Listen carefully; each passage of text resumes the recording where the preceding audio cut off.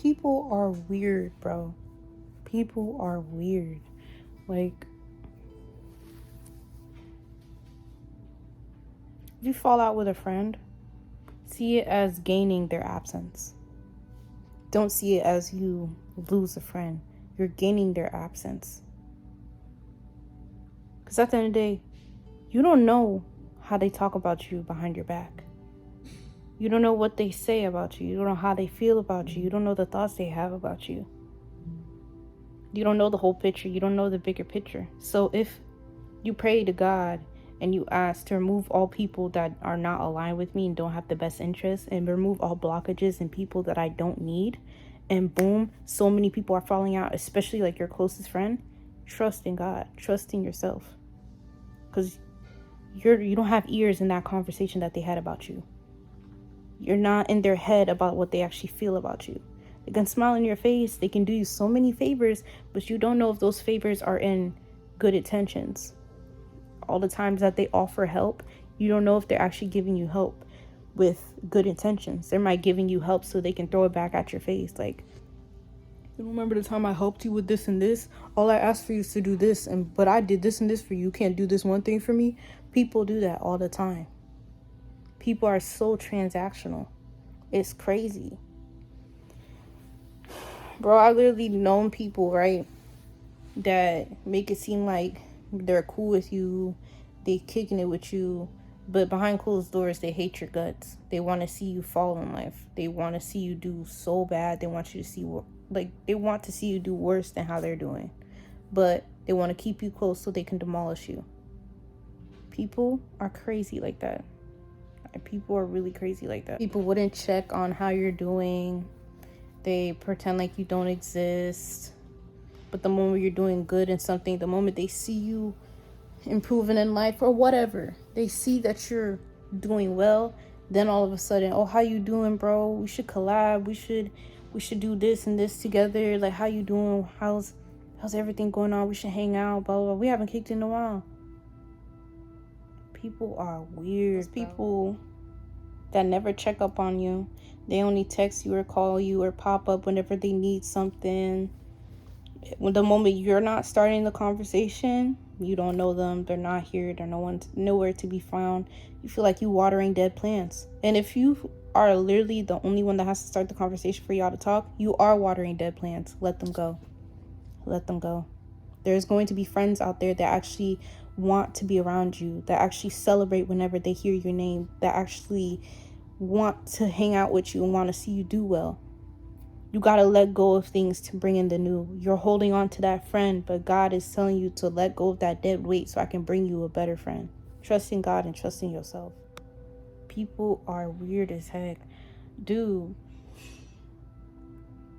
I have so many, like, if I had a nickel for every fake friend, actually a penny for every fake friend that I had, I would be a billionaire.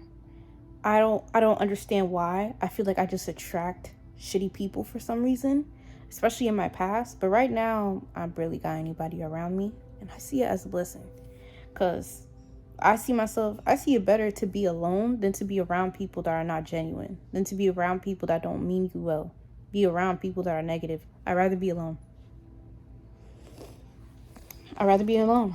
And that's okay with feeling lonely sometimes. With loneliness sometimes comes peace, and I'm okay with that.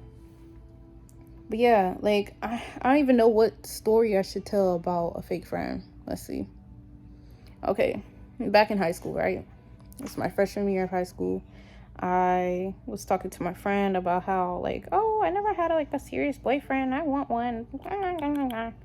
You know, teenage me. I never experienced a boyfriend before. Cool. This is before, yeah. But anywho, she heard the conversation, whatever. 2-3 weeks roll by. She was like, I'm putting you on with my friend, you know, he's cool and stuff, blah, blah, blah. Like, okay, she put me on. I started dating a dude, cool. Then one day, this is the dude I had my first kiss with. Okay, and then one day, right, I was just talking to her, ranting. I was like, I don't really like the way he kissed. Like, somehow his whole body is hot, but his lips are like ice cold and too wet. Like, I just didn't like it. And I was ranting to her about it, and she was like, no, they're not. was like, how do you know that? Bro, she snitched on herself immediately. Like, immediately, bro. She was like, oh, they look like they're not wet. She's kind of like backtracking at what she said. I'm like, no, what? So, boom, right? The next day, I'm talking to him like we're cool, but I wanted to go through his phone. So I went through his phone and I went through his messages with her. And all you see is it was on Instagram, so all you see is like the videos. Like, I don't know if Instagram is new. I haven't been on it for a while, but when you used to send videos on Instagram, like the moment you click it and you watch it, you can't go back to it. But you can see that a person sent you a video, and all they've been sending was videos back and forth. And I'm like, something's fishy. And I was like, what's this? And he was like stuttering about it and stuff like that. And then she started getting defensive, like, my cousin was there the whole time. I'm like, what are you even talking about? I'm like, the fact that she's getting this defensive shows me that she did something she's not supposed to be doing. I broke up with him. I cut her off. It was this whole thing. But it's like, you put me on to him, but yet you're still doing things with him behind my back. What? What? Why put me on to him in the first place? You could have just kept... I see it as a lesson now. I learned from it. Okay, cool. But that's just one example.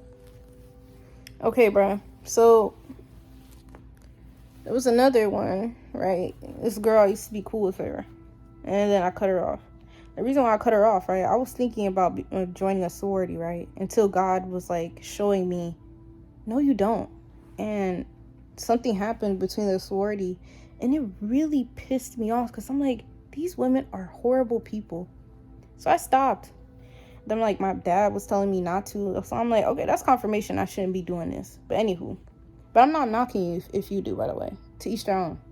But anywho, I started to know, I known her because we were already in an organization together, and we started to know each other because she was interested in that sorority too. So I got to know her because we both, like, we saw each other at like the sorority like meetings and stuff, like for like general body meetings for like painting or whatever. So it was around the time they were like, I don't know, trying to like feel people out and stuff.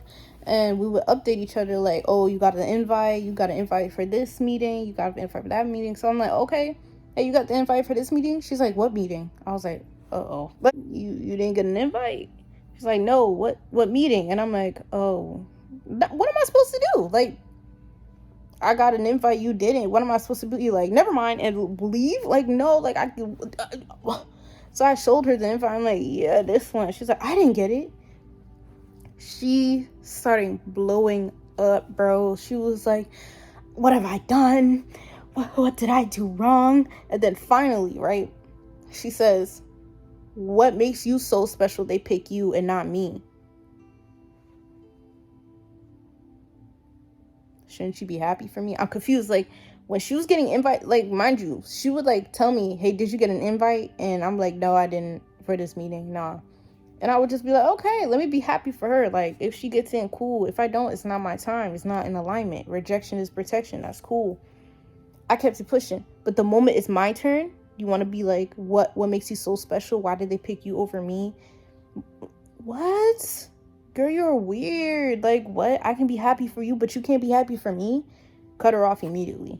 Immediately, bro. Like, immediately. And then she started getting defensive, saying, like, you made it a big deal. It's not even a big deal what I said. Yeah, no. You know, when I tell you, when God, when the universe, whatever you want to believe in, when they show you who a person is, believe them. Believe them. Do not give benefit of the doubt. Don't. Like, I get it. Some people go through like horrible things and then they don't know how to like handle things. They might put on you. Okay, that's cool. But it's like, if they're not going through anything, they done something horrible that's a deal breaker. You took it as disrespect, and they don't go forward with what they did properly. Cut them off. Like, no. I know some people might be like, oh, what she says is not even a big deal.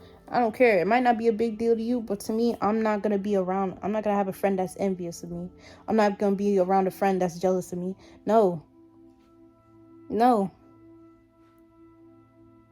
And it's crazy over sorority over a sorority, bro. And they didn't even pick her. So it's like, dude, like, what? You ended off our friendship for a sorority? Like, I just thinking about that. I'm like, girl, I don't know. But hey, to each their own, though.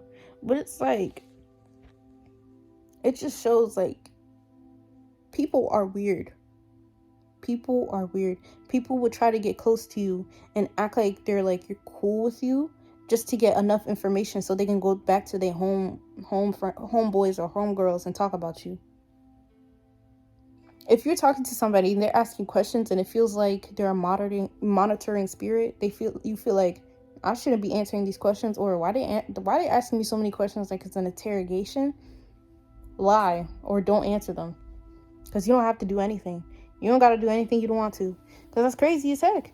That's so crazy. People would make it seem like they cool with you. So when it's a time where you're doing something, people can say that they know you or they did this for you. Or what? People are weird, bro. Like, when I tell you people are weird, people are weird. So that's just like, protect your peace. Don't make it seem like it's the worst thing you don't have friends. See it as, it's a good thing I don't have fake friends. Be grateful. There's people out here that said they have friends, but their friends don't even care about them. Their friends wouldn't even spit on them if they were on fire. Their friends don't even care about them. And you complain because you don't have friends? I get it. It can be lonely sometimes. I get it. Sometimes I'll catch myself like, you know what, it'll be good. It'll be cool if I had like a whole group of friends or something like that. But then I remind myself, I'm like, at least I got peace. You know what I'm saying? Our time will come. You getting friends, that will come.